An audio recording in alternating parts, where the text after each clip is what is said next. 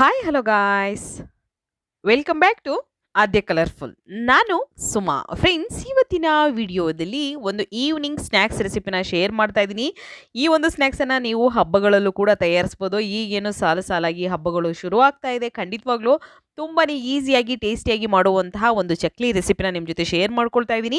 ಮೈದಾ ಕಡಲೆ ಹಿಟ್ಟು ಇಲ್ಲದೆ 10 ನಿಮಿಷದಲ್ಲಿ ಗರಿಗರಿಯಾದ ಚಕ್ಕಲಿನ ತಯಾರಿಸಿ ತಿಂದರೆ ಮತ್ತೆ ತಿನ್ನಬೇಕು ಅನಿಸುತ್ತೆ. ಅಷ್ಟು ಟೇಸ್ಟಿಯಾಗಿರುವಂಥ ಈಸಿಯಾಗಿರುವಂಥ ಇನ್ಸ್ಟೆಂಟ್ ಚಕ್ಲಿ ರೆಸಿಪಿನ ನಿಮ್ಮ ಜೊತೆ ಶೇರ್ ಮಾಡ್ಕೊಳ್ತಾ ಇದ್ದೀನಿ. ಈ ಒಂದು ಚಕ್ಲಿ ತಯಾರಿಸೋದಕ್ಕೆ ಮೊದಲನೇದಾಗಿ ಒಂದು ಬೌಲ್ ತೊಗೊಂಡಿದ್ದೀನಿ. ಈ ಬೌಲಿಗೆ 1 ಕಪ್ ಆಗುವಷ್ಟು ಅಕ್ಕಿ ಹಿಟ್ಟನ್ನು ಹಾಕ್ಕೊಳ್ತಾ ಇದ್ದೀನಿ. ನಾವು ರೊಟ್ಟಿಗೆ ಉಪಯೋಗಿಸ್ತೀವಲ್ಲ, ಅದೇ ಅಕ್ಕಿ ಹಿಟ್ಟನ್ನು ಹಾಕ್ಕೊಂಡಿದ್ದೀನಿ. ನಂತರ ಈಗ ಒಂದು ಪ್ಯಾನ್ ತೊಗೊಳ್ಳೋಣ. ಇದಕ್ಕೆ 1/4 ಕಪ್ ಆಗುವಷ್ಟು ಅವಲಕ್ಕಿಯನ್ನು ಹಾಕ್ಕೊಳ್ತಾ ಇದ್ದೀನಿ. ಗಟ್ಟಿ ಅವಲಕ್ಕಿಯನ್ನು ತೊಗೊಂಡಿದ್ದೀನಿ. ಇಲ್ಲಿ ಪೇಪರ್ ಅವಲಕ್ಕಿ ಅಲ್ಲ ಫ್ರೆಂಡ್ಸ್, ಗಟ್ಟಿ ಅವಲಕ್ಕಿ. ಅದನ್ನು ನಾವು 1 ನಿಮಿಷದವರೆಗೂ ಫ್ರೈ ಮಾಡ್ಕೊಳ್ಳೋಣ. ಸೊ ಫ್ರೆಂಡ್ಸ್, ನೀವು ಯಾರಾದರೂ ಫಸ್ಟ್ ಟೈಮ್ ನನ್ನ ಚಾನಲ್ಗೆ ವಿಸಿಟ್ ಮಾಡಿದರೆ ಪ್ಲೀಸ್ ನನ್ನ ಚಾನಲ್ನ ಸಬ್ಸ್ಕ್ರೈಬ್ ಮಾಡ್ಕೊಳ್ಳಿ ಫ್ರೆಂಡ್ಸ್. ಹಾಗೆ ಲೈಕ್ ಮಾಡಿ ಮತ್ತು ಹೆಚ್ಚೆಚ್ಚು ಶೇರ್ ಮಾಡಿ. ಓಕೆ, ಈಗ 1 ನಿಮಿಷದವರೆಗೂ ನಾನು ಇಲ್ಲಿ ಅವಲಕ್ಕಿಯನ್ನು ಫ್ರೈ ಮಾಡ್ಕೊಳ್ತಾ ಇದ್ದೀನಿ. ಸ್ವಲ್ಪ ಬೆಚ್ಚಗೆ ಅಂದರೆ ಸ್ಟವ್ನ ಲೋ ಫ್ಲೇಮಲ್ಲಿ ಇಟ್ಕೊಂಡು ನಾನು ಫ್ರೈ ಮಾಡ್ಕೊಳ್ತಾ ಇರೋದು. ಸ್ವಲ್ಪ ಬೆಚ್ಚಗಿದೆ ಅಂದಾಗ ನಾವು ಇದಕ್ಕೆ ಇನ್ನೊಂದು 1/4 ಕಪ್ ಆಗುವಷ್ಟು ಕಡಲೆಯನ್ನು ಹಾಕ್ಕೊಳ್ಬೇಕಾಗುತ್ತೆ. ಉರಿಗಡಲೆ ಅಂತ ಹೇಳ್ತೀವಲ್ವಾ, ಸೊ ಅದನ್ನು ನಾನು ಇದಕ್ಕೆ ಹಾಕ್ಕೊಳ್ತೀನಿ. ಇದೇ ಅವಲಕ್ಕಿಗೆ ಹಾಕ್ಕೊಳ್ತಾ ಇದ್ದೀನಿ. ತುಂಬಾ ಟೇಸ್ಟಿಯಾಗಿ ಈಸಿಯಾಗಿ ಈ ಒಂದು ಅವಲಕ್ಕಿಯ ಚಕ್ಕಲಿನ ತಯಾರಿಸಿ ತಿಂದರೆ ಖಂಡಿತವಾಗ್ಲೂ ಇದರ ರುಚಿನ ನೀವು ಮತ್ತೆ ಮರೆಯೋದೇ ಇಲ್ಲ. ಮತ್ತು ನೀವು 2ರಿಂದ 3 ತಿಂಗಳವರೆಗೂ ಕೂಡ ಸ್ಟೋರ್ ಮಾಡಿ ಇಡ್ಬೋದು. ಅಷ್ಟೇ ಗರಿಗರಿಯಾಗಿ ಇರುತ್ತೆ ಈ ಒಂದು ಚಕ್ಲಿ. ಓಕೆ, ಈಗ ಎರಡನ್ನೂ ಕೂಡ ಫ್ರೈ ಮಾಡ್ಕೊಳ್ತೀನಿ. ನೋಡಿ, ಸ್ವಲ್ಪ ಬೆಚ್ಚಗೆ ಅಂತ ಅನಿಸ್ಬೇಕು ನಮಗೆ. ಅಲ್ಲಿವರೆಗೂ ಇದನ್ನು ಫ್ರೈ ಮಾಡ್ಕೊಳ್ಳೋಣ. ಕಲರ್ ಏನು ಚೇಂಜ್ ಆಗೋದು ಬೇಡ. ಕಡಲೆದು ಕಲರ್ ಚೇಂಜ್ ಆಗಬಾರ್ದು, ಅವಲಕ್ಕಿದು ಕಲರ್ ಚೇಂಜ್ ಆಗಬಾರ್ದು ಫ್ರೆಂಡ್ಸ್. ಓಕೆ, ಸೊ ಅಲ್ಲಿವರೆಗೂ ಫ್ರೈ ಮಾಡ್ಕೊಂಡು ನಂತರ ಇದನ್ನು ಒಂದು ತಟ್ಟೆಗೆ ತೆಗೆದಿಟ್ಕೊಳ್ತೀನಿ, ಸ್ವಲ್ಪ ತಣ್ಣಗಾಗಲಿ ಅಂತ. ನಂತರ ಮತ್ತೆ ಈಗ ಅದೇ ಪ್ಯಾನ್ ತೊಗೊಂಡಿದ್ದೀನಿ. ಪ್ಯಾನಿಗೆ ಇವಾಗ ನಾನು ಇದಕ್ಕೆ ನೀರನ್ನು ಹಾಕ್ಕೊಳ್ತಾ ಇದ್ದೀನಿ. ನೋಡ್ಬೋದು, ಒಂದೇ ಕಪ್ಪಿನ ಅಳತೆಯಲ್ಲಿ ಎಲ್ಲ ಇಂಗ್ರೀಡಿಯೆಂಟ್ಸ್ನು ತೊಗೋಬೇಕು ಫ್ರೆಂಡ್ಸ್. ಯಾವುದೇ ಒಂದು ರೆಸಿಪಿ ಮಾಡಬೇಕಾದ್ರೆ ನಾವು ಒಂದೇ ಕಪ್ಪಿನ ಅಳತೆಯಲ್ಲಿ ಎಲ್ಲ ಇಂಗ್ರೀಡಿಯೆಂಟ್ಸ್ ಅಂದರೆ ಎಲ್ಲ ಒಂದು ಸಾಮಗ್ರಿಗಳನ್ನು ತಗೊಂಡ್ರೆ ಖಂಡಿತವಾಗ್ಲೂ ಆ ಒಂದು ರೆಸಿಪಿ ತುಂಬಾ ಪರ್ಫೆಕ್ಟಾಗಿ ಬರುತ್ತೆ. ನಾನೀಗ 2 ಕಪ್ ಆಗೋಷ್ಟು ನೀರನ್ನು ಒಂದು ಪ್ಯಾನಿಗೆ ಹಾಕ್ಕೊಂಡಿದ್ದೀನಿ. ನಂತರ ಇದಕ್ಕೆ ಸ್ವಲ್ಪ ಉಪ್ಪನ್ನು ಹಾಕ್ಕೊಳ್ತಾ ಇದ್ದೀನಿ. ಎಲ್ಲ ಒಂದು ಮಿಶ್ರಣಕ್ಕೆ ಬೇಕಾಗುವಷ್ಟು ತೊಗೊಂಡಿಲ್ಲ, ಸ್ವಲ್ಪ ಉಪ್ಪನ್ನು ತೊಗೊಂಡಿದ್ದೀನಿ. ಉಪ್ಪು ಹಾಕಿದ ನಂತರ ಇದಕ್ಕೆ ತುಪ್ಪ ಅಥವಾ ಬೆಣ್ಣೆ ಅಥವಾ ದಾಲ್ಡಾ ಅಥವಾ ಅಡುಗೆ ಎಣ್ಣೆ ಯಾವುದನ್ನು ಬೇಕಿದ್ರೂ ಹಾಕ್ಕೊಳ್ಬೋದು. ಸೊ ಅಡುಗೆ ಎಣ್ಣೆಯನ್ನು ಉಪಯೋಗಿಸ್ತಾ ಇದ್ದೀನಿ. ನನಗೆ ಕೆಲವೊಬ್ಬರು ವಿಡಿಯೋದಲ್ಲಿ ಕಳಿಸ್ತಾ ಇದ್ರು, ಮೇಡಮ್ ನೀವು ತುಪ್ಪ ಜಾಸ್ತಿ ಬಳಸ್ತೀರಾ, ಬೆಣ್ಣೆ ಜಾಸ್ತಿ ಬಳಸ್ತೀರಾ, ಅಡುಗೆ ಎಣ್ಣೆ ಬಳಸಿ ನಮಗೆ ತೋರಿಸಿ ಅಂತ. ಸೊ ಅದಕ್ಕೋಸ್ಕರ ನಾನು ಇವತ್ತು ಅಡುಗೆ ಎಣ್ಣೆಯನ್ನೇ ಉಪಯೋಗಿಸ್ತಾ ಇದ್ದೀನಿ ಈ ಒಂದು ಚಕ್ಲಿ ರೆಸಿಪಿಗೆ. ನಂತರ ಅಡುಗೆ ಎಣ್ಣೆ ಹಾಕಿದ ನಂತರ ಒಂದು ಸೈಡ್ ತೆಗೆದಿಟ್ಕೊಂಡಿದ್ದೀನಿ. ಇವಾಗ ಕಡಲೆ ಮತ್ತು ಅವಲಕ್ಕಿ ಈಗ ತಣ್ಣಗಾಗಿದೆ, ಆಲ್ಮೋಸ್ಟ್ ಆಲ್ ತಣ್ಣಗಾಗಿದೆ. ಇವಾಗ ನಾವು ಒಂದು ಮಿಕ್ಸಿ ಜಾರ್ಗೆ ಹಾಕ್ಕೊಳ್ಳೋಣ. ಜಾರ್ಗೆ ಹಾಕಿದ ನಂತರ ಇದನ್ನು ಪೌಡರ್ ಮಾಡ್ಕೊಳ್ಳೋಣ. ನೋಡಿದ್ರಲ್ಲ, ಈಗ ಇದನ್ನು ಪೌಡರ್ ಮಾಡಿಕೊಂಡು ಬರ್ತೀನಿ. ನುಣ್ಣಗೆ ಎಷ್ಟು ಸಾಧ್ಯ ಆಗುತ್ತೋ ಅಷ್ಟು ನುಣ್ಣಗೆ ಮಾಡ್ಕೊಂಬರ್ಬೇಕು. ಜಾಸ್ತಿ ಇದು ಅವಲಕ್ಕಿ ಗಟ್ಟಿಯಾಗಿ ಅಲ್ಲೇ ಸಿಗೋ ಥರ ಇರಬಾರ್ದು, ನಮಗೆ ಪೂರ್ತಿ ನುಣ್ಣಗಿರಬೇಕು. ಓಕೆ, ಈಗ ನುಣ್ಣಗಾಗಿದೆ ಇದು. ಇದನ್ನು ಒಂದು ಸೈಡು ತೆಗೆದಿಟ್ಕೊಂಬಿಡೋಣ. ಈಗ ಇಲ್ಲಿ ನೀರು ಕುದಿ ಬರ್ತಾ ಇದೆ. ಸೊ ನೋಡ್ಬೋದು ನೀವು, 2 ಕಪ್ ನೀರನ್ನು ನಾವು ಕುದಿಯೋದಕ್ಕೆ ಸ್ವಲ್ಪ ಇಟ್ಟಿದ್ವಿ. ಈ ನೀರು ಚೆನ್ನಾಗಿ ಕುದಿ ಬಂದಮೇಲೆ ಇಲ್ಲಿ ಒಂದು 1/4 ಕಪ್ ಆಗೋಷ್ಟು ನಾನು ಉಪ್ಪಿಟ್ಟು ರವೆಯನ್ನು ತೊಗೊಂಡಿದ್ದೀನಿ.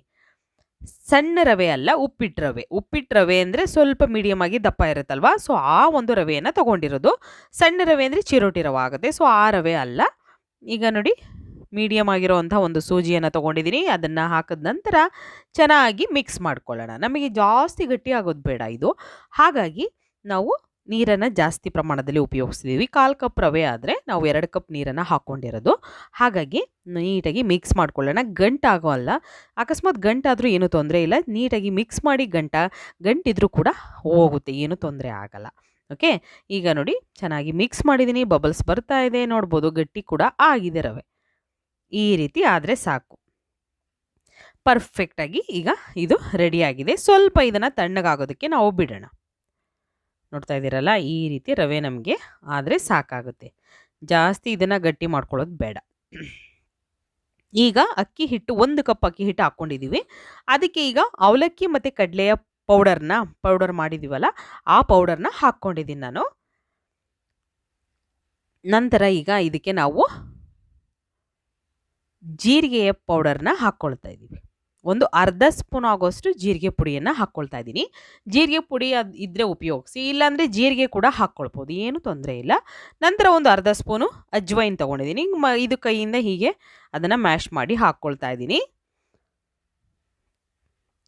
ನಂತರ ಈಗ ಇದಕ್ಕೆ ಅರಿಶಿಣನ ಹಾಕ್ಕೊಳ್ತಾ ಇದ್ದೀನಿ. ಒಂದು ಪಿಂಚಷ್ಟು ಅಡುಗೆ ಅರಿಶಿಣನ ಹಾಕ್ಕೊಳ್ತಾ ಇದ್ದೀನಿ. ನಂತರ ಇದಕ್ಕೆ ಖಾರದ ಪುಡಿಯನ್ನು ಹಾಕ್ಕೊಳ್ಳೋಣ.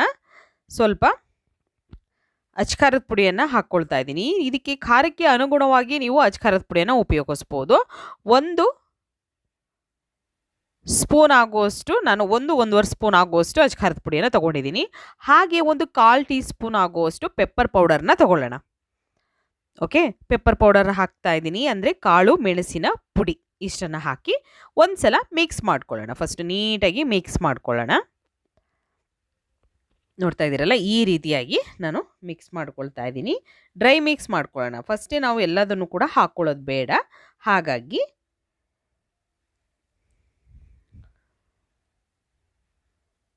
ನೋಡಿ, ನಂತರ ಮತ್ತೆ ಈಗ ಇನ್ನೊಂದು ಕಪ್ಪು ನಾನು ಅಕ್ಕಿ ಹಿಟ್ಟನ್ನು ಹಾಕ್ಕೊಳ್ತಾ ಇದ್ದೀನಿ. ಅಕ್ಕಿ ಹಿಟ್ಟನ್ನು ಹಾಕಿದ ನಂತರ ನೀಟಾಗಿ ಮಿಕ್ಸ್ ಮಾಡ್ಕೊಳ್ಳೋಣ. 1 ಕಪ್ಪು ಫಸ್ಟಿಗೆ ಅಕ್ಕಿ ಹಿಟ್ಟನ್ನು ತೊಗೊಂಡಿದ್ದೆ. ನಂತರ ನಾನು ಮತ್ತೆ 1 ಕಪ್ಪು ಅಕ್ಕಿ ಹಿಟ್ಟನ್ನು ಹಾಕ್ಕೊಂಡಿದ್ದೀನಿ. ಈಗ ರುಚಿಗೆ ತಕ್ಕಷ್ಟು ಉಪ್ಪನ್ನು ಕೂಡ ಸೇರಿಸ್ಕೊಂಡಿದ್ದೀನಿ. ನೀಟಾಗಿ ಮಿಕ್ಸ್ ಮಾಡ್ಕೊಳ್ಳೋಣ. ಓಕೆ, ನೀಟಾಗಿ ಮಿಕ್ಸ್ ಆಗಿದೆ. ಸೊ ನೋಡ್ಬೋದು ನೀವು, ಈಗ ಈ ರೀತಿ ಮಿಕ್ಸ್ ಆಗಿದೆ. ಇವಾಗ ರವೆಯ ಮಿಶ್ರಣ ಇದೆಯಲ್ಲ, ರವೆಯನ್ನು ನಾವು ನೀರಲ್ಲಿ ಕಲಸಿದ್ದೀವಲ್ಲ, ಸೊ ಅದನ್ನು ಹಾಕ್ಕೊಳ್ತಾ ಇದ್ದೀನಿ. ಎಲ್ಲದನ್ನು ಕೂಡ ಸೇರಿಸ್ಕೊಂಬಿಡಿ. ಯಾಕೆ ಅಂದರೆ ನಾವು ಅಡುಗೆ ಮಾಡೋದಕ್ಕೆ, ನಮಗೆ ಈ ಚಕ್ಲಿ ಮಾಡೋದಕ್ಕೆ ಎಷ್ಟು ರವೆ ಬೇಕೋ ಅಷ್ಟನ್ನು ತೊಗೊಂಡಿದ್ದೀವಿ. ಸೊ ಹಾಗಾಗಿ ಇರೋ ಎಲ್ಲ ಮಿಶ್ರಣನೂ ಕೂಡ ಹಾಕ್ಕೊಂಡು ನೀಟಾಗಿ ಮಿಕ್ಸ್ ಮಾಡ್ಕೊಳ್ಳಿ. ಈ ರೀತಿ ನಾನು ಮಿಕ್ಸ್ ಮಾಡ್ಕೊಳ್ತಾ ಇದ್ದೀನಿ. ಈಗ ಕೈಯಿಂದನೇ ಒಂದು ಸಲ ಮಿಕ್ಸ್ ಮಾಡೋಣ. ನೀಟಾಗಿ ಕೈಯಿಂದ ಮಿಕ್ಸ್ ಮಾಡ್ಕೊಳ್ಳೋಣ. ನೀರು ಇದಕ್ಕೆ ಜಾಸ್ತಿ ಬೇಕಾಗೋದಿಲ್ಲ ಫ್ರೆಂಡ್ಸ್. ಯಾಕೆ ಅಂತಂದರೆ ನಾವೀಗ ಆಲ್ರೆಡಿ ನಾವು ರವೆಯಲ್ಲೇ ಸ್ವಲ್ಪ ನೀರನ್ನು ಹಾಕಿರ್ತೀವಲ್ವ, ಹಾಗಾಗಿ ನಾವು ಇದನ್ನು ಮಿಕ್ಸ್ ಮಾಡೋದಕ್ಕೆ ನಮಗೆ ಯಾಕೆಂದರೆ ಜಾಸ್ತಿ ತೆಳ್ಳಗೆ ಬೇಕಾಗೋದಿಲ್ಲ. ಹಿಟ್ಟು ಮೀಡಿಯಮ್ ಆಗಿ ಬೇಕಾಗಿರೋದ್ರಿಂದ ಸ್ವಲ್ಪ ನೀರು, ಇಲ್ಲಿ 3-4 ಸ್ಪೂನ್ ಆಗೋಷ್ಟು ನೀರನ್ನು ಅಷ್ಟೇ ನಾನು ತೊಗೊಂಡಿರೋದು. ಇಷ್ಟು ನೀರು ತೊಗೊಂಡ್ರೆ ಸಾಕಾಗುತ್ತೆ, ಜಾಸ್ತಿ ಏನು ಬೇಕಾಗೋದಿಲ್ಲ. ಈಗ ಮಿಕ್ಸ್ ಮಾಡ್ಕೊಳ್ಳೋಣ. ಚೆನ್ನಾಗಿ ಇದನ್ನು ಮಿಕ್ಸ್ ಮಾಡ್ಕೊಳ್ಳೋಣ. ಈ ರೀತಿಯಾಗಿ ಸಾಫ್ಟಾಗಿ ಇರಬೇಕು, ಜಾಸ್ತಿ ಗಟ್ಟಿ ಕೂಡ ಇರಬಾರ್ದು ನಾವು ಚಕ್ಲಿಯನ್ನು ಮಾಡಬೇಕಾದ್ರೆ. ಸೊ ಫ್ರೆಂಡ್ಸ್, ನಾನು ಸುಮಾರು ಟೈಪಲ್ಲಿ ಚಕ್ಲಿ ರೆಸಿಪಿಗಳನ್ನು ಶೇರ್ ಮಾಡಿದ್ದೀನಿ. ಸೊ ದಯವಿಟ್ಟು ನೀವು ಯಾರಾದರೂ ನೋಡಿಲ್ಲ ಅಂದರೆ ಚಾನಲಲ್ಲಿ ಚೆಕ್ ಮಾಡಿ, ಬೇಕಾದಷ್ಟು ಚಕ್ಲಿ ರೆಸಿಪಿಗಳು ನಿಮಗೆ ಸಿಗುತ್ತೆ. ಓಕೆ, ಈಗ ನೋಡಿ ಈ ರೀತಿ ಹಿಟ್ಟನ್ನು ಕಲಿಸ್ಕೊಂಡಿದ್ದೀನಿ. ಕಲಸಾಗಿದೆ. ಈಗ ನಾನು ಉಂಡೆಗಳನ್ನಾಗಿ ಮಾಡ್ಕೊಳ್ತಾ ಇದ್ದೀನಿ. ಇಲ್ಲಿ ಈ ರೀತಿ ಮಾಡ್ಕೊಳ್ಳೋಣ. ಫಸ್ಟ್ ರೆಡಿ ಮಾಡ್ಕೊಳ್ಳೋಣ. ಈ ರೀತಿಯಾಗಿ ತುಂಬಾ ದಿಢೀರಾಗಿ ಮಾಡ್ಕೊಳ್ಳೋವಂಥ ಚಕ್ಲಿ, ಕೇವಲ 10 ನಿಮಿಷದಲ್ಲಿ ಗರಿಗರಿಯಾದ ಚಕ್ಲಿನ ತಯಾರಿಸ್ಬೋದು ನೀವು. ಇದಕ್ಕೆ ಕಡಲೆ ಹಿಟ್ಟು ಅಥವಾ ಮೈದಾ ಏನೂ ಬೇಕಾಗೋದಿಲ್ಲ ಫ್ರೆಂಡ್ಸ್, ತುಂಬಾ ಈಸಿಯಾಗಿ ಮಾಡ್ಕೋಬೋದು. ಈಗ ನೋಡಿ, ನಾನು ಚಕ್ಲಿ ಒಳಗೆ ತೊಗೊಂಡಿದ್ದೀನಿ. ಇದಕ್ಕೆ ಸ್ವಲ್ಪ ಎಣ್ಣೆಯನ್ನು ಗ್ರೀಸ್ ಮಾಡಿದ್ದೀನಿ, ಸುತ್ತಲೂ ಕೂಡ ಹಚ್ಚಿದ್ದೀನಿ. ನಂತರ ಫಿಲ್ ಮಾಡ್ಕೊಳ್ಳೋಣ. ಹಿಟ್ಟನ್ನು ಹಾಕಿ ಫುಲ್ ಮಾಡ್ಕೊಂಡಿದ್ದೀನಿ. ಈಗ ಇದನ್ನು ನಾವು ಟೈಟ್ ಮಾಡ್ಕೊಳ್ಳೋಣ. ಟೈಟ್ ಮಾಡಿದ ನಂತರ ಈಗ ಚಕ್ಲಿಯನ್ನು ನಾನು ಒತ್ತಿ ತೋರಿಸ್ತಾ ಇದ್ದೀನಿ. ನೋಡ್ಬೋದು ಚಕ್ಲಿ ಎಷ್ಟು ನೀಟಾಗಿ ಬರ್ತಾ ಇದೆ ಅಂತ ಅಲ್ವಾ. ತುಂಬಾ ಚೆನ್ನಾಗಿ ಬರುತ್ತೆ. ಯಾವ ರೀತಿ ನೀವು ಚಕ್ಲಿ ಮಾಡಿದ್ರೂ ಕೂಡ ಅದು ಕಟ್ ಆಗೋದಿಲ್ಲ ಅಥವಾ ಗಟ್ಟಿ ಕೂಡ ಆಗೋದಿಲ್ಲ, ಏನು ತೊಂದರೆ ಇಲ್ಲ. ಕೆಲವ್ರು ಮಾಡಿದಾಗಲೆಲ್ಲ ಗಟ್ಟಿಯಾಗಿರಲ್ಲ, ಗಟ್ಟಿಯಾಗಿರುತ್ತೆ, ಕಟ್ಟಾಗುತ್ತೆ ಮಧ್ಯ ಮತ್ತು ಒತ್ತಕ್ಕೆ ಬಂದರೆ ಶೇಪ್ ಬರೋದಿಲ್ಲ, ನೀಟಾಗಿ ಡಿಸೈನ್ ಬರೋದಿಲ್ಲ. ಸೊ ಆ ರೀತಿ ಪ್ರಾಬ್ಲಮ್ಸ್ ಆಗುತ್ತೆ. ಬಟ್ ಯಾವುದೇ ರೀತಿ ಸಮಸ್ಯೆನೇ ಇಲ್ದಂಗೆ ನೀವು ನಾನು ಹೇಳಿರೋ ವಿಧಾನದಲ್ಲಿ ತಯಾರಿಸಿದ್ರೆ 100% ನೀಟಾಗಿ ಮತ್ತು 10 ನಿಮಿಷದಲ್ಲಿ ನೀವು ಗರಿ ಆಗಿರೋವಂಥ ಚಕ್ಲಿನ ತಯಾರಿಸ್ಕೋಬೋದು. ನೋಡಿ, ಈ ರೀತಿಯಾಗಿ ನಾನು ಎಲ್ಲ ಚಕ್ಲಿಗಳನ್ನು ತಯಾರಿಸಿ ಈಗ ಒಂದು ಸೈಡು ತೆಗೆದಿಟ್ಕೊಳ್ತೀನಿ. ಹೀಗೆ ತಯಾರಿಸಿ ಈಗ ನಿಮಗೆ ರೌಂಡ್ ಶೇಪಲ್ಲಿ ಬೇಕು ಅಂದರೆ ರೌಂಡ್ ಶೇಪಲ್ಲಿ ಕೂಡ ನೀವು ತಯಾರಿಸ್ಕೋಬೋದು. ಸೊ ಈ ರೀತಿಯಾಗಿ ಕೂಡ ಮುರುಕು, ನೀವು ಚಕ್ಲಿ ಮುರುಕು ಮಾಡ್ಕೊಳ್ತೀರಲ್ವ, ಆ ರೀತಿ ಕೂಡ ಮಾಡ್ಕೋಬೋದು. ನೋಡ್ಬೋದು ಈ ರೀತಿಯಾಗಿ ನಾನು ರೆಡಿ ಮಾಡ್ಕೊಳ್ತಾ ಇದ್ದೀನಿ. ಹೀಗೆ ಯಾವ್ದು ಬೇಕೋ ನಿಮಗೆ, ಹೇಗೆ ಬೇಕೋ ಆ ರೀತಿ ಚಕ್ಲಿಯನ್ನು ಮಾಡ್ಕೋಬೋದು. ಹೇಗೆ ಮಾಡಿದ್ರೂ ಕೂಡ ಕಟ್ ಆಗೋದಿಲ್ಲ. ಎಣ್ಣೆ ಮೀಡಿಯಮ್ ಆಗಿ ಕಾದಿರೋಂಥ ಎಣ್ಣೆಗೆ ಇವಾಗ ನಾನು ಚಕ್ಲಿ ಒತ್ತಿರೋಂಥ ರೌಂಡ್ ಶೇಪಲ್ಲಿ ಚಕ್ಲಿಯನ್ನು ಒತ್ತಿದ್ದೀನಲ್ಲ, ಆ ಒಂದು ಚಕ್ಲಿಯನ್ನು ಹಾಕ್ಕೊಳ್ತಾ ಇದ್ದೀನಿ. ಸೊ ಈಗ ವರಮಹಾಲಕ್ಷ್ಮಿ ಹಬ್ಬ ಬರ್ತಾ ಇದೆ. ವರಮಹಾಲಕ್ಷ್ಮಿ ಹಬ್ಬಕ್ಕೆ ನೀವು ಬೇಕು ಅಂತಂದರೆ ಖಂಡಿತವಾಗ್ಲೂ ಈ ರೀತಿ ಗರಿ ಗರಿ ಆಗಿರುವಂಥ ಚಕ್ಲಿಯನ್ನು ತಯಾರಿಸ್ಬೋದು. ಸೊ ಫ್ರೆಂಡ್ಸ್, ಇನ್ನೊಂದು ವಿಷಯ ಏನು ಅಂದರೆ, ವರಮಹಾಲಕ್ಷ್ಮಿಗೆ ಸೀರೆ ಉಡಿಸುವಂಥ ವಿಧಾನವನ್ನು ನಾನು ನನ್ನ ಆದ್ಯ ಬ್ಯೂಟಿ ಟಿಪ್ಸ್ ಇನ್ ಕನ್ನಡ ಚಾನಲಲ್ಲಿ ಶೇರ್ ಮಾಡಿದ್ದೀನಿ. ಸೊ ದಯವಿಟ್ಟು ನೀವು ನೋಡಿ, ನಿಮ್ಗೆ ಇಷ್ಟ ಆದರೆ ನೀವು ಕೂಡ ಮನೆಯಲ್ಲಿ ಅದೇ ರೀತಿ ವರಮಹಾಲಕ್ಷ್ಮಿಗೆ ಸೀರೆಯನ್ನು ಉಡಿಸ್ಬೋದು. ಓಕೆ, ಬೇರೆ ವಿಧಾನ ಬೇಕು ಅಂದರೆ ಖಂಡಿತ ಕಾಮೆಂಟ್ ಸೆಕ್ಷನಲ್ಲಿ ತಿಳಿಸಿ, ಖಂಡಿತವಾಗ್ಲೂ ನಾನು ಶೇರ್ ಮಾಡ್ತೀನಿ. ಓಕೆ, ಈಗ ಕಲರ್ ಕೂಡ ಚೇಂಜ್ ಆಗಿದೆ. ಎರಡು ಕೂಡ ನಾನು ಫ್ರೈ ಮಾಡಿದ್ದೀನಿ ಚಕ್ಲಿಯನ್ನು. ಕಲರ್ ಕೂಡ ಚೇಂಜ್ ಆಗಿದೆ. ಇವಾಗ ನಿಧಾನವಾಗಿ ನಾವು ಒಂದು ಟಿಶ್ಯೂ ಮೇಲೆ ಈ ಚಕ್ಲಿಗಳನ್ನು ತೆಗೆದಿಟ್ಕೊಂಡ್ಬಿಡೋಣ. ಜಾಸ್ತಿ ಟೈಮ್ ತೊಗೊಳ್ಳೋದಿಲ್ಲ, ತುಂಬಾ ಈಸಿಯಾಗಿ ಬೇಗ ಆಗುವಂಥ ರುಚಿಯಾಗಿರುವಂಥ ಗರಿ ಗರಿಯಾಗಿರುವಂಥ ಚಕ್ಲಿ ರೆಡಿಯಾಗಿದೆ. ಈಗ ಈ ರೀತಿಯಾಗಿ ತೋರಿಸ್ತಾ ಇದ್ದೀನಿ, ನೋಡ್ಬೋದು. ಈ ರೀತಿ ನಿಮಗೆ ಸುತ್ತಲೂ ಕೂಡ ಹೀಗೆ ನೀವು ಚಕ್ಲಿಯನ್ನು ಒತ್ಕೋಬೋದು. ಹೀಗೆ ಒತ್ತದ ನಂತರ ಇದನ್ನು ಫ್ರೈ ಹಾಕೋದಕ್ಕೆ ಬಿಟ್ಬಿಡೋಣ. ನೋಡಿ, ಹೀಗೆ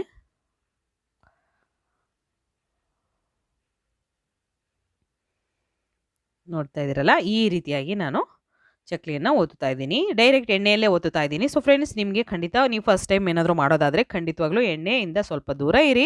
ಫಸ್ಟೇ ನೀವು ತಟ್ಟೆಯಲ್ಲಿ ಚಕ್ಲಿಯನ್ನು ಒತ್ತಿ ನಂತರ ಎಣ್ಣೆಗೆ ಹಾಕ್ಕೊಳ್ಳಿ, ಏನೂ ತೊಂದರೆ ಇಲ್ಲ. ಅದನ್ನು ಕೂಡ ನಾನು ಎರಡು ಸೈಡು ಫ್ರೈ ಮಾಡ್ಕೊಳ್ತೀನಿ. ಕಲರ್ ಕೂಡ ಚೇಂಜ್ ಆಗಿದೆ. ಕಲರ್ ಚೇಂಜ್ ಆದ ನಂತರ ಗರಿ ಗರಿಯಾಗಿರುವಂಥ ಚಕ್ಲಿ ರೆಡಿ ಆಗುತ್ತೆ. ಓಕೆ, ಟರ್ನ್ ಮಾಡಿ ಎರಡು ಸೈಡ್ ಕೂಡ ಫ್ರೈ ಮಾಡ್ಕೊಳ್ಳೋಣ. ಈಗ ಇದನ್ನು ಕೂಡ ನಾನು ಒಂದು ಟಿಶ್ಯೂ ಮೇಲೆ ತೆಗೆದಿಟ್ಕೊಳ್ತೀನಿ. ನೋಡಿ, ಕಲರ್ ಚೇಂಜ್ ಆಗಿದೆ, ಎರಡು ಕೂಡ ಫ್ರೈ ಆಗಿದೆ.